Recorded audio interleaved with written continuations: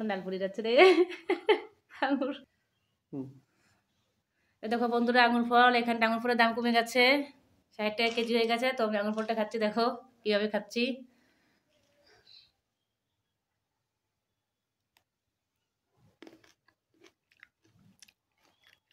সবই খাই ফেলে দেবো, একটা রাখো না।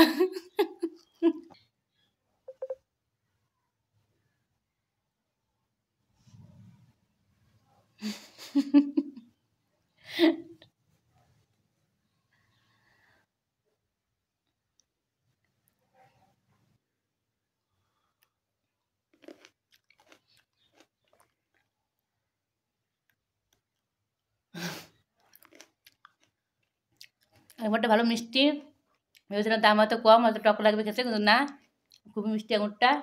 আপনারা না খেলে কী করে বুঝবেন? আমি খাচ্ছি, আমি বুঝছি।